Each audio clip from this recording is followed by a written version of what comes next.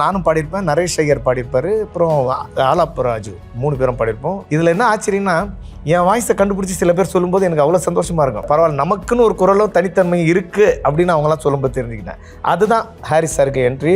அதில் என் வாய்ஸை கேட்டு எனக்கே ஆச்சரியம்ப்பா, வாய்ஸ் வித்தியாசமாக இருக்க ஒரு மாதிரி. எட்டனா எட்டனா பொட்டு வச்சா, அதுதான் நான் பாடினது. அது அவருக்கு ரொம்ப பிடிச்சிருந்தது.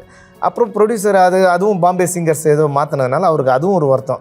ஓடி ஓடி விளையாட அது கூட நக்குல் சார் தான் முதல்ல பாடுறதா இருந்துதான்.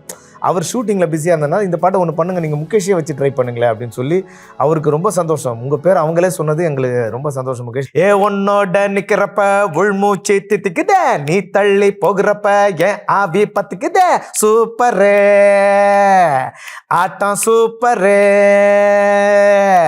கானா கத்துக்க வந்தேன் நான் உங்க வீட்டுல, பெட்ரோல் இல்லாத காராட்டம் நின்ன ரோட்டில், லவ் லெட்டர் எழுத ஆசைப்பட்டேன் இன்னும் எழுதல, பனியாளா சிகரம் தொட்டேன் சரித்திரமா உயர்ந்து புட்டேன், தலையும் நான் தானே தளபதி நான் தான், அகில உலக சூப்பர் ஸ்டார் யாரு வேற யாரு நான் தானே பாரு, என்ன வாழ்த்தி பாரு வாழ்க்கை செழிக்கும், என்ன வணங்கி பாரு மோட்சம் கிடைக்கும்.